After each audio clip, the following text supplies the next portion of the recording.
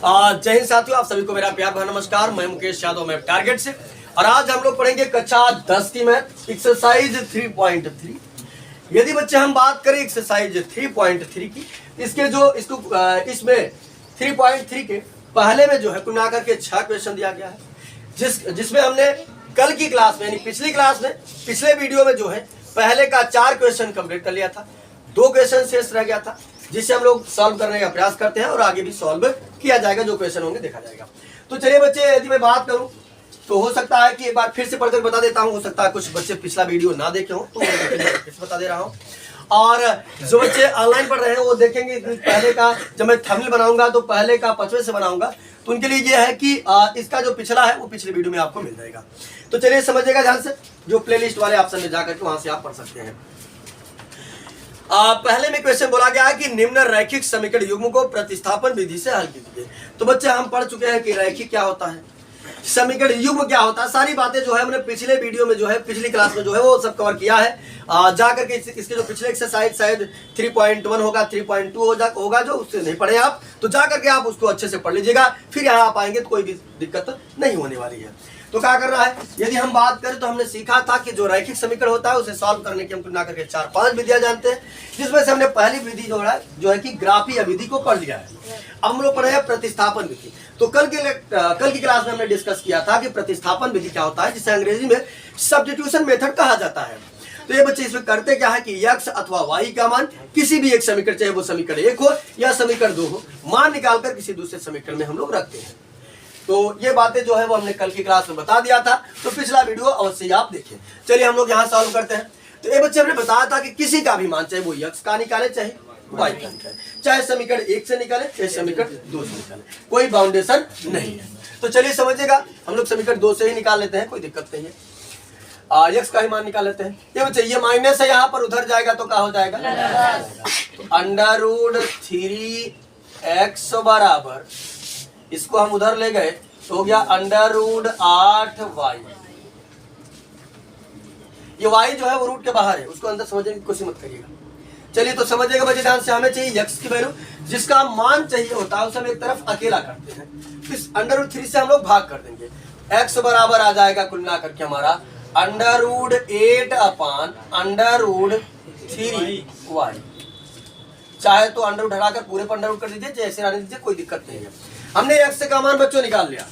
अब बात यह है कि हमने x का मान किस समीकरण से निकाला, दूसरे से निकाला।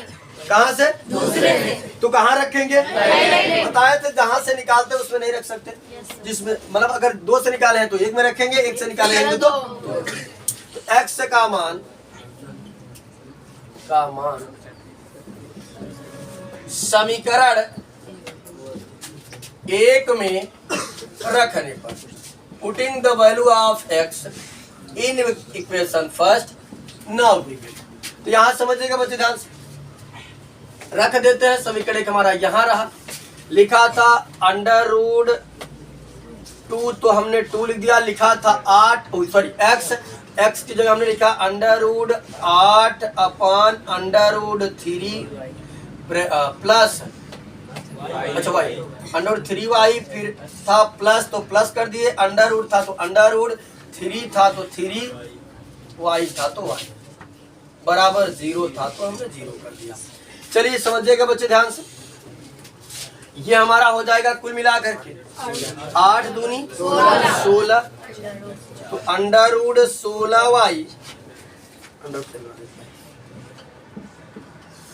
√16y/√3y plus √3y। एक बार y लिख दिए हैं, दोबारा लिखिए। कहाँ, अच्छा तो यहाँ समझिएगा बच्चे ध्यान से। अब अगर हम बात करें तो बटे गायब करने का हमने आसान तरीका बताया था कि जिसके बटे ना हो गुणा कर देते हैं तो बटे गायब हो जाता है। इसका गुणा इसमें भी करेंगे, इसका गुणा इसमें भी करेंगे तो बटे गायब हो जाएगा। एक स्टेप नीचे सबको दिखेगा, ऊपर लिखे, चलिए अच्छा ऊपर लिखे। तो यहाँ समझिएगा बच्चे ध्यान से, जब गुणा करेंगे तो हमारा √16 का वर्गमूल निकालेंगे कितना आ जाएगा, 4 आ जाएगा, हो जाएगा 4y। इसका गुणा इसमें करेंगे 3 3 का 9, 9 का वर्गमूल 3, तो +3y बराबर बिरादरी मैच कर रहा है तो जुड़ जाएगा 4 3 7y हो जाएगा 7y बराबर 0। हमें चाहिए बच्चे y का मान, तो 7 से हम क्या काम करेंगे, भाग करेंगे। तो जब मैं 7 से भाग करूंगा तो y बराबर हो जाएगा 0/7। एक दिन हमने बताया था बच्चे कि यदि ऊपर 0 हो और नीचे दुनिया की कोई भी संख्या हो, रिजल्ट हमेशा 0 आता है। क्या आता है? 0। लेकिन यदि यही उल्टा लिख दूं कि नीचे 0 लिख दूं और ऊपर दुनिया की कोई सा भी संख्या रखूं तब क्या आएगा? नहीं, वही नहीं आएगा, इंफिनिटी आएगा। ऐसे समझिएगा, अगर हमने नीचे 0 रख दिया, ऊपर हमने कुछ भी रख दिया, मान लेते हैं 2 रख दिया, चले 0 से भाग करिए आप 2 में, कई बार पहाड़ा पढ़ेंगे, कई बार पढ़ेंगे, चले 0 बार हमने पढ़ लिया, कितना आया 0। अब कई बार पहाड़ा पढ़ेंगे, तो भाग देना संभव नहीं है, आप परिभाषित है, इन्फिनिटी है। तो नीचे 0 तो क्या होगा? इन्फिनिटी। हाँ बच्चे, कभी कभी बच्चों से पूछ लिया जाता है तो तड़ाक से बच्चे जवाब देते, कहते भैया चलो 0 से भाग करो 1 में, तुरंत कहते फटाक से 0 आएगा। तो 0 नहीं आएगा, क्या आएगा? आपको ध्यान देना कि हम भाग किसे कर रहे हैं, जिससे भाग करते हैं वो नीचे होता है। अगर नीचे 0 आ गया तो इन्फिनिटी, ऊपर 0 आ गया तो 0, ऊपर 0 तो 0, यानी अंश में 0 तो सब 0 हो जाएगा, लेकिन हर में 0 तब इन्फिनिटी होगा। तो यहाँ समझिए क्या देगा रिजल्ट, ऊपर 0 तो 0 देगा। y का मान कितना आ गया? 0। चलिए y का मान अब हम चाहे समीकरण 1 में चाहे समीकरण 2 में रख देते हैं, आसानी से हमारा x का मान आ जाएगा। y का मान समीकरण 1 में रखने पर, चलिए जब हम y की वैल्यू इक्वेशन फर्स्ट में पुट अप करते हैं तो समझिएगा ध्यान से, यहाँ लिखा था √2x, तो हमने लिख दिया √2x प्लस √ था तो √3 था, तो 3 माना जाता है, गुणा तो गुणा, y का मान 0 था तो 0 बराबर 0 था तो 0, गुणा किया हो गया 0, कहानी समाप्त। तो हो जाएगा √2x, इस x को अंडर में समझने की कोशिश मत करिएगा, बराबर 0, क्योंकि अंडर में x हो जाएगा तो बहुपद रहेगा ही नहीं, हमने बताया था बहुपद की परिभाषा। ये √2 से भाग करेंगे चला जाएगा नीचे, तो हो जाएगा x बराबर 0/√2। अब अगर नीचे 0 हो, ऊपर दुनिया की कोई भी संख्या हो, रिजल्ट क्या देगा? 0। x बराबर कितना आ गया? 0। x बराबर क्या हो गया? 0। यानी x का मान भी 0 रहा और y का मान भी क्या रहा? 0। बातें सभी को क्लियर है?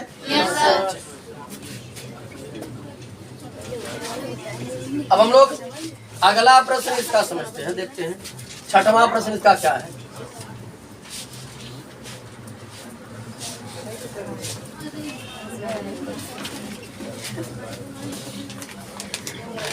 छठवां प्रश्न समझने की कोशिश करते हैं, देखते हैं 6वां प्रश्न क्या है।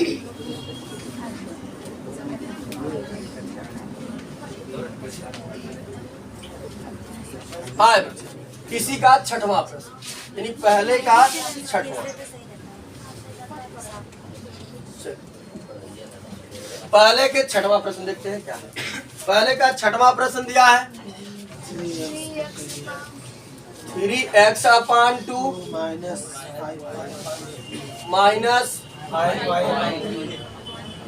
5y/3 -2 equation first. अगला समझते हैं x/3 प्लस y/2 बराबर 13/6 इक्वेशन से। कल की क्लास में एक बटे वाला क्वेश्चन हो रहा था, तो यहाँ समझने के बच्चे ध्यान से पंकज। अब हमने बताया था कि चाहे तो आप इसको सॉल्व करके ले करके वगैरह करके तब अच्छे से इक्वेशन बना करके तब सॉल्व करें, तब पर भी हमको उतने मान x और y की उतनी ही वैल्यू देने वाला है, या ऐसे सॉल्व करेंगे तब पर भी तो सॉल्व तो करना ही है, चाहे उधर से करें चाहे इधर से करें।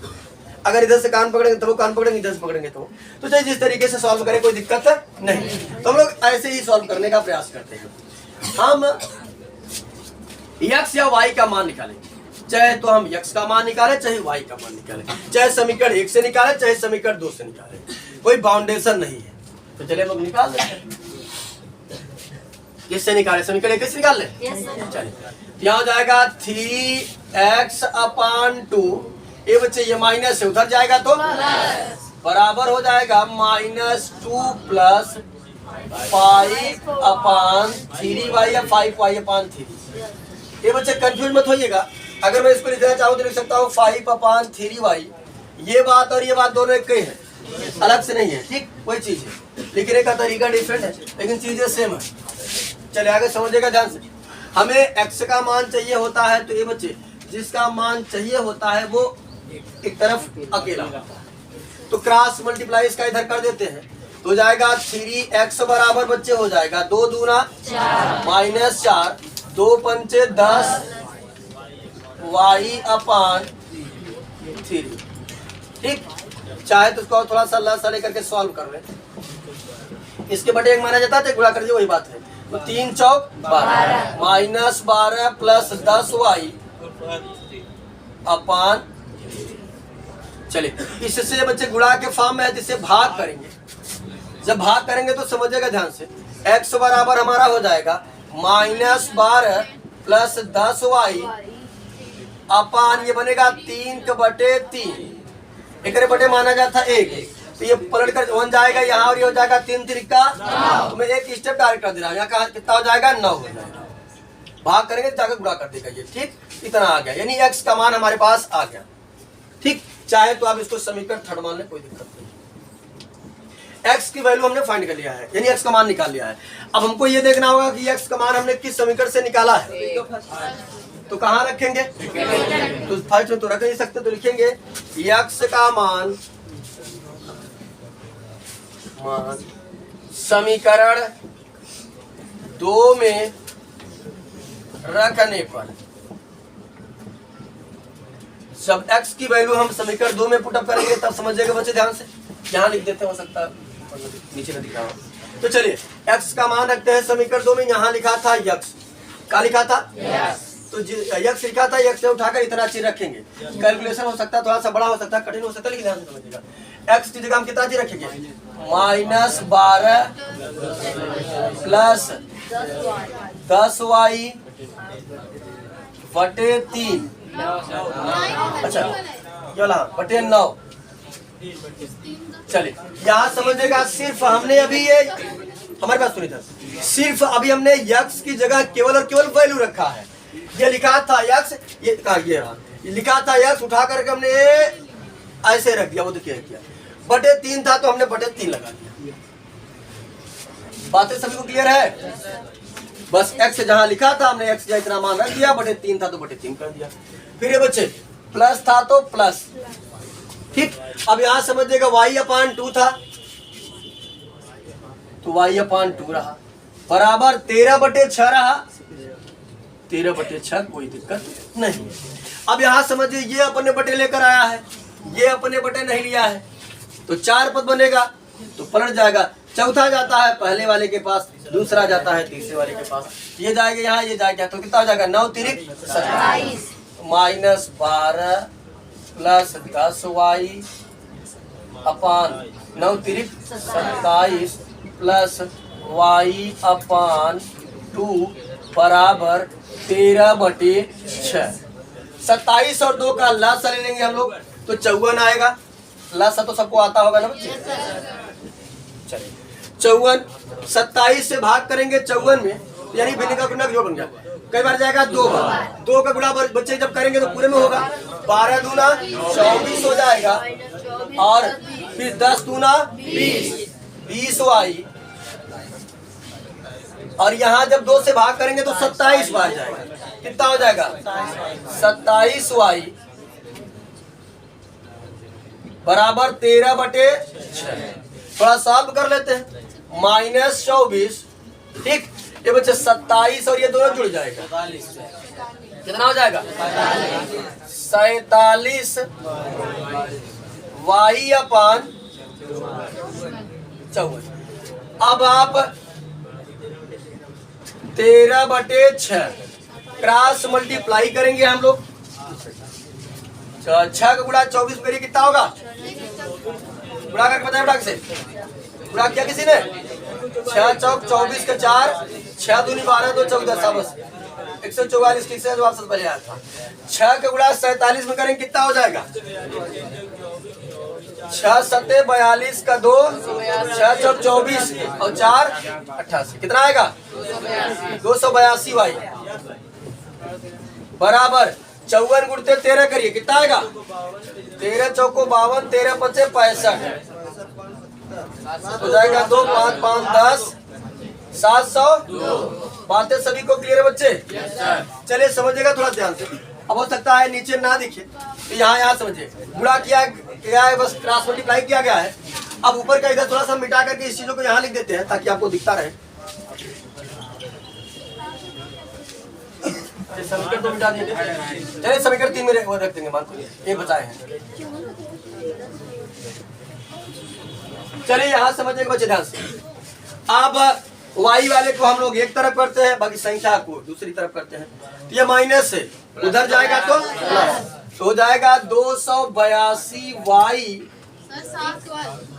हाँ 282 वाई बराबर 702। ये उधर जाएगा तो प्लस हो जाएगा, प्लस 144 जोड़ दिया जाएगा तो 282 वाई बराबर कितना आएगा? 4 2 6 846 846 कई बार जाएगा? 3 बार 3 बार। 3 दूनी 6, 3 8 24, 3 दूनी 6 हाँ से। अब भाग कर देते तो वाई बराबर हो जाएगा 800 काट देगा ऐसे 282 1 के 282 282 3 806। तो वाई बराबर आ गया 3।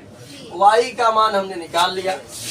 अब वाई का मान चाहे समीकरण 1 चाहे समीकरण 2 चाहे समीकरण 3 में रखेंगे, आसानी से आ जाएगा। हालांकि हमने 1 और 2 को तो मिटा दिया है, तो है नहीं, तो 3 हमारे सम्मुख है तो 3 में ही रख देते हैं। वाई का मान समीकरण 3 में रखने पर, तो जब समीकरण 3 में रखेंगे तब तो हो जाएगा हमारा x बराबर -12 था तो -12 प्लस 10 था तो 10 माना जाता है, गुणा तो गुणा, y का मान 3 तो 3/9 था तो 9। x बराबर बच्चे हमारा आएगा -12 प्लस 10 तिहाई 30 में से 12 घटा कितना बचा? 18 बटे ये 9 तुरा इसको मिटा देते हैं। कितना बचा? 18 बटे 9 और कट जाएगा ये। x बराबर हमारा आया बच्चे 18 बटे 9, 9 1 के 9, 9 दूनी, x बराबर आ गया 2, यानी y बराबर 3 और x बराबर 2। बातें सभी को क्लियर है? कहीं दिक्कत तो नहीं? बस आप रूल याद रखिए, कोई दिक्कत नहीं है, आराम से रूल के अनुसार चलिए। बस ये ध्यान दीजिएगा कि हमें x या y का मान निकालना है, जिससे निकालेंगे उसमें नहीं रखेंगे। बाकी थोड़ा सा आप कैलकुलेशन वगैरह जो है उसे सावधानी से करिएगा, क्योंकि कैलकुलेशन गड़बड़ हो जाएगा। और ग्राफीय विधि, ग्राफीय विधि, प्रतिस्थापन विधि और विलोपन विधि और वज्र गुणनखंड विधि, इन चारों में से एक प्रश्न आना अनिवार्य है इन विधियों से करने के लिए। तो अच्छे से पढ़ लीजिएगा, इन चारों विधियों में से एक जरूर आता है। अभी तो हम ग्राफीय पढ़ाए हैं, प्रतिस्थापन पढ़ा रहे हैं, अब इसके बाद पढ़ाएंगे विलोपन, तो विलोपन के बाद पढ़ाएंगे वज्र। चलिए ये बच्चे अब यहाँ समझिएगा, अब तक तो हमको क्या काम करता था, अभी तक हमको समीकरण दिया करता था। अच्छा दूसरा भी दिया, कोई दिक्कत नहीं। चलिए दूसरा प्रश्न समझते हैं। करार 2x + 3y बराबर 11 है। 2x + 3y बराबर कितना है? 11 और 2x - 4y बराबर -24 को हल कीजिए। हल कीजिए बच्चे समझिएगा, कहे मान ज्ञात कीजिए, शून्य ज्ञात कीजिए और मूल ज्ञात कीजिए या हल कीजिए। क्या समझिए, हल कीजिए। जब भी आप कहे तो उसमें जो चर आए रहेंगे तो समझिएगा कि उस चर का मान पूछ रहा है। हल कीजिए मतलब क्या, उस समीकरण में आए हुए चर का मान। तो समझिए कह रहा है हल कीजिए। हल कीजिए मतलब x और y का मान निकालना है। आगे समझते हैं। और इससे m का वह मान ज्ञात कीजिए जिसके लिए y बराबर mx+3 है। आगे हमको कह रहा है ओकर बाद तो के m के मान भी निकाले के बाद और m का वो मान निकाले के बाद जेकरे लिए y बराबर mx+3 बराबर है। यानी m का ऐसा मान रखी था कि दोनों के दोनों पक्ष आपस में क्या रहे। तुमने कहा चलो ये तो बात की बात रही। पहले हम क्या काम करते हैं, जो दो समीकरण दिया गया है उसे सॉल्व करके x और y का मान निकालते, बाकी इनको तो देख लिया जाएगा जब बाद में लिखा जाएगा। तो चलिए समझिएगा ध्यान से। ये बच्चे दूसरा प्रश्न है, दो समीकरण हमको दिया गया है। पहला समीकरण हमारा है 2x + 3y बराबर 11। इसको लेट करते हैं इक्वेशन फर्स्ट। अगला दिया है 2x - 4y बराबर -24। Equation second. ये बच्चे समझिएगा ध्यान से। चाहे तो हम x का मान निकाले, चाहे हम y का मान निकाले। कोई बाउंडेशन नहीं है कि भैया आपको x का मान निकालना है या y का मान निकालना है। हम फ्री है, कुछ भी निकाल सकते हैं, चाहे x का या y का, चाहे समीकरण 1 से चाहे समीकरण 2 से। तो चलिए समझिएगा ध्यान से। किसका मान निकाले? समीकरण 2 से। चलिए x का चलिए निकाल। ठीक है, ये माइनस है उधर जाएगा बच्चे, तो प्लस वाले को हम लोग तवज्जो कुछ ज्यादा देते हैं। तो क्या काम करेंगे, 4y -24। हमने इसलिए पहले ही बताया। आपको कहने का मतलब ये था कि सर -24 + 4y लिखिए, ये कहना चाहते थे ना आप। हमने कहा कि हम लोग प्लस वाले को तवज्जो कुछ ज्यादा देते हैं, उसकी वरीयता बढ़ा देते हैं, उसको रिस्पेक्ट दे देते हैं, सम्मान मान दे देते हैं। भैया चलो तो पहले आ जाओ बोलने के लिए, हर एक चीज के लिए। ठीक, तुमने लिख दिया 4y -24। ये बच्चे समझेगा, अगर इन दोनों में मैं कॉमन करना चाहूँ तो दो हमको कॉमन मिल रहा है। हाँ, मिलने के लिए तो 4 मिल रहा है, लेकिन दो कॉमन लेकर काट देंगे। मिलने के लिए तो 4 कॉमन, सही बात बच्चों ने अच्छा बताया कि सर 4 कॉमन मिल रहा है। तो मिलने के लिए तो 4 कॉमन मिल रहा है, लेकिन फिर 4 कॉमन लेके काटने के बाद फिर गुणा करना पड़ेगा। तो क्या मतलब है, 2 कॉमन करके जितना हमको काम उतना ही कर लेते हैं। तो यहाँ जाएगा 2x, यहाँ 2 हम कॉमन कर लेंगे तो हो जाएगा 2 दूना 2y - 12 दूना 24। 2 से 2 कट गया। x बराबर आ गया हमारा 2y - 12। इसको मानना चाहे तो मान लीजिए इक्वेशन 3। चलिए समझिएगा बच्चे ध्यान से। अब ये बताओ कि हम x का मान कहाँ से निकाला। अब कहाँ रखा, दूर में निकाले तो रखा एक में। x का मान समीकरण 1 में रखने पर, ये बच्चे समझो ध्यान से। जब हम x के मान समीकरण 1 में रखा तो देखा क्या प्राप्त हुए। समीकरण 1 हमारा लिखा कहाँ रहा राजनीतिन, यह लिखा रहा 2 तो लिख दिया 2। माना जाता गुणा तो गुणा, x का मान रहा 2y - 2 प्लस 3y रहा तो प्लस 3y बराबर 11। तो का नाम है साहिल की सिस्टर राधिका। तो काहे लिखा था, गुणा करेंगे बच्चे, यहाँ समझिएगा ध्यान से। 2 दूना 4y - 12 दूना 24 प्लस 3y बराबर 11। तो 4y आबा 3y आबा 4 3 7y -24 बराबर 11। ये बच्चे समझेगा, यहाँ लिख देते हैं कि माइनस बा उधर जाए तो 7y बराबर 11 + 24 जुड़ जाएगा तो 7y बराबर आ जाएगा 35। 7 के साथ 7 बचे 35।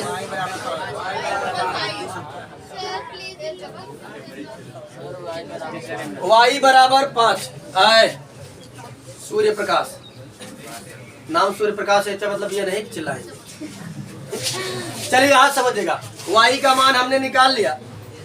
अब y का मान चाहे समीकरण 1 में, चाहे समीकरण 2 में, चाहे समीकरण 3 में रखें, आसानी से आ जाएगा। तुम क्या काम करते हैं, 3 में ही रख दीजिए। y का मान समीकरण 3 में रखने पर अगर किसी की समस्या हो तो बताओ, हम सॉल्व कर दे अभी आकर के, और नहीं तो निगाहें व्हाइट बोर्ड पर होनी चाहिए, शांति के साथ समझो, बात नहीं। तो चलिए समझिएगा, y का मान हम समीकरण 3 में रख रहे हैं, तो जब समीकरण 3 में रखेंगे तब समीकरण 3 हमारा कहाँ रहा, x था तो x, 2 था तो 2, माना जाता है गुणा तो गुणा, y का मान 5 था तो 5, माइनस 12 था तो 12, तो जाएगा x बराबर 5 दूनी 10 माइनस 12, x का मान आ गया -2। आए बच्चे समझिएगा ध्यान से, हमने क्या काम किया, x और y का मान ज्ञात कर लिया, यानी हल कर दिया। अब हमसे इसमें बोला गया था कि आपको m की वैल्यू भी फाइंड करनी है, और m की ऐसी वैल्यू फाइंड करनी है ताकि ये चीज और ये चीज क्या हो, बराबर, यानी इस m की जगह ऐसा मान रखना है ताकि हम x और y का मान रखें तो दोनों पक्ष आपस में क्या होना चाहिए, बराबर होना चाहिए। तो बहुत कठिन काम नहीं है, हमारे पास x और y दोनों का मान है, x और y का मान रख देंगे तो m का मान आसानी से आ जाएगा, कोई बहुत कठिन कार्य तो है नहीं। तो हम क्या काम करते हैं, इसको मिटा देते, हो सकता है नीचे ना दिखे। तो यहाँ हम क्या काम करेंगे बच्चे, चलिए समझिएगा ध्यान से। y के बच्चे हमको दिया था, लिखना चाहे तो लिख दीजिएगा कि अब y बराबर mx प्लस 3 था, तो हमें m की वैल्यू फाइंड आउट करनी है सेजल। तो यहाँ समझिएगा, x और y का मान हम रख देते हैं। x का मान हमने निकाला था -2, तो -2 रखेंगे। y का मान हमने कितना निकाला था बच्चे, 5, तो y की जगह हमने रख दिया 5, बराबर था बराबर, और m था तो m, माना जाता है गुणा तो गुणा, x का मान -2 था तो -2, प्लस था तो प्लस, 3 था तो 3, जैसे था वैसे हमने कर दिया। तो यहाँ समझिए हो जाएगा 5 बराबर, ये प्लस और ये माइनस का हो जाएगा, माइनस का 2m और प्लस 3, ये प्लस है इधर आएगा तो 5 माइनस 3 बराबर -2m। हमें चाहिए कुल मिलाकर के m की वैल्यू, 2 बराबर हमें चाहिए कुल मिलाकर के m की वैल्यू, लिख देते तो -2, m की वैल्यू चाहिए तो भाग कर देते, तो 2/-2 बराबर m, 2 1 के 2, 2 1 के ऊपर माना जाता है माइनस, m की वैल्यू कितना निकल कर आई, m की जगह -1 रखेंगे तो दोनों कंडीशन क्या होंगे, सेटिस्फाई होंगे। m बराबर आ गया माइनस, इस प्रश्न में जो भी पूछा गया था हमने सबको सॉल्व कर दिया। हमसे पूछा गया था कि भैया x का मान निकालिए, तो x का हमने निकाला, x और y का। उसके बाद कहा गया था कि आप m की वैल्यू फाइंड करिए, तो हमने m की वैल्यू भी फाइंड कर दिया। अब हमें ये बच्चे हम बात करें, अभी तक करता क्या था हमको कि प्रश्न दिया करता था और हम लोग सॉल्व करते थे, लेकिन अब हमसे जो कहेगा वो प्रश्न देगा, मतलब कि इक्वेशन के रूप में नहीं देगा, प्रॉब्लम के रूप में देगा, यानी समस्या के रूप में देगा, और उसे हम लोग क्या करेंगे, यानी शब्द समीकरण के रूप में देगा, शब्द के रूप में देगा। उस शब्द की सहायता से जो है हम लोग क्या काम करेंगे, इक्वेशन बनाएंगे और फिर उस इक्वेशन को सॉल्व करने का भी प्रयास। तो यदि हम बात करें, पहले का 2 क्वेश्चन बाकी था, अर्जुन नाम है तो अर्जुन की तरह काम करो, अगर अर्जुन नाम है तो दुर्योधन की तरह काम करो।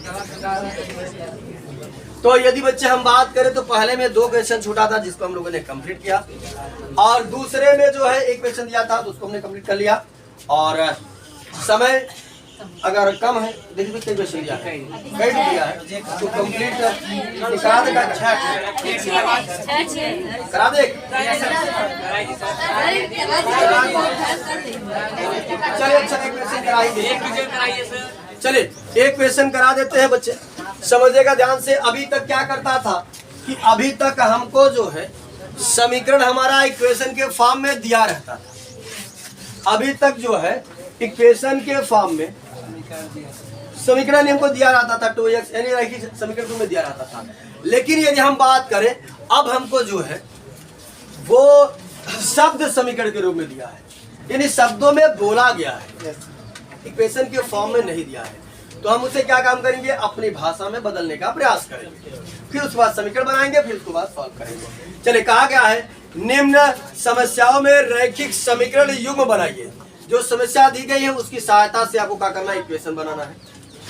उनके हल प्रतिस्थापन विधि द्वारा ज्ञात कीजिए। फिर क्या करना है, उनके हल भी ज्ञात करना, वो किस नियम से, प्रतिस्थापन विधि से। तो चलिए समझिएगा। ए बच्चे, दो संख्याएं हैं। कई संख्याएं हैं? करा दो संख्याओं का अंतर 26 है। अंतर मतलब होता है घटाना। क्या होता है? करा है कि दो संख्याएं, उनका जो अंतर है वो 26 है, लेकिन हमको दोनों संख्याएं पता नहीं है। कि पता है? नहीं पता है। तो दोनों को क्या करेंगे, हम लोग मान लेंगे। पहली को मान लेते हैं x, दूसरे को मान लेते हैं y। माना संख्या है, समझिएगा ध्यान से। ये तीसरे का पहला प्रश्न है, ये करा ही देते हैं। माना संख्याएं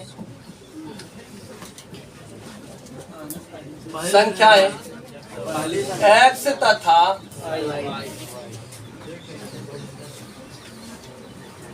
y। दो संख्या थी, हमने दोनों को मान लिया, एक x होगा दूसरा y। लेकिन हमको यहाँ पर ये नहीं पता है कि कौन बड़ा है कौन छोटा। तो हम क्या काम करते हैं, मान के चलते हैं अपने माइंड में कि x हमारा बड़ा होगा, y का होगा छोटा। कोई मान सकते, कोई दिक्कत नहीं। तो हमने ऐसा सपोज किया कि x हमारा बड़ा होगा और y का होगा छोटा। तो चलिए देखते हैं प्रश्न में क्या कर रहा है, दो संख्याओं का अंतर। तो जब प्रश्न पहली बार कहता है तो हमने बताया था कि हम कहते हैं प्रथम शर्त, फर्स्ट कंडीशन। तो लिखेंगे बच्चे, समझिएगा प्रथम शर्त, यानी पहली बार क्वेश्चन क्या कह रहा है। प्रथम शर्त की बात करें तो कह रहा है कि दो संख्याओं का अंतर। ये बच्चे, अंतर मतलब होता है घटाना। तो घटाएंगे कब, बड़े वाली संख्या में से छोटी वाली संख्या को घटाएंगे। सेजल पटेल, बड़ी वाली संख्या में से छोटी वाली संख्या को घटाएंगे। क्यों? क्योंकि अंतर होता है घटाना। तो बड़ी वाली संख्या में से छोटी वाली संख्या को क्या करते हैं, घटा देते हैं। तो समझिएगा बच्चे ध्यान से, x माइनस कह रहा है कि जब मैं बड़ी वाली में से छोटी वाली को घटा दे रहा हूं तो कितना बच रहा है, 26। तो बराबर कितना दिखा देंगे, और इसको हमने मान लिया इक्वेशन। चलिए, दूसरी बार भी क्वेश्चन कहा है। जब दूसरी बार क्वेश्चन कहा है तो उसे हम लोग क्या काम करते हैं, द्वितीय शर्त कहते हैं। कौन सा शर्त, द्वितीय शर्त कहते हैं। तो यहाँ देखते हैं दूसरी बार क्वेश्चन में क्या कह रहा है। दूसरी बार कह रहा है एक संख्या दूसरे की 3 गुनी है। कौन किसकी 3 गुनी हमको नहीं पता, लेकिन हमने एक माइंड में हमारे सेट हो चुका है कि भैया x को हम बड़ा माने हैं, x को क्या मान चुके अपने माइंड में। तो यहाँ समझिएगा, पहले दोनों संख्याओं को मैं लिख देता हूँ, ये x रहा और ये y। तो यहाँ समझिए, हमने हमारे माइंड में पहले से नहीं सेट हो गया, हमने मान लिया है ना कि x क्या है, तो जो x होगा वही ना 3 गुना होगा। कि छोटा वाला तो 3 गुना होगा नहीं, बड़े वाला ना 3 गुना होगा। तो कह रहा है कि एक संख्या दूसरी की 3 गुनी है। तो ये बच्चे, ये रहा x जो बड़ा है और ये रहा y जो छोटा है। कह रहा है कि एक संख्या दूसरी की 3 गुनी है। तो कौन किसका 3 गुना हो सकता है, x की y? x हो सकता है। किसका, y का। कई गुना, 3 गुना। अगर मैंने सोचा कि दोनों को बराबर कर दिया जाए बच्चे, तो बताओ 3 में 3 से गुणा करेंगे, x में कि y में? अगर मैं x में करता हूँ तो x और बड़ा हो जाएगा। इसे बराबर करने के लिए छोटे वाले में करना होगा, फिर हमने क्या करना होगा, y में। जैसे ही हमने इसमें गुणा किया तो ये दोनों आपस में क्या हो गए, यहाँ समझिएगा। इसको हमने मान लिया इक्वेशन 2। और प्रश्न वाला बहुत अच्छा था, उसने हमें क्या किया, मान निकालने के लिए कोई वो नहीं किया, खुद निकाल कर दे दिया। दे दिया x का मान, हमें निकालना नहीं पड़ा, x का मान निकाल कर दे दिया। कहाँ रख देते हैं, x का मान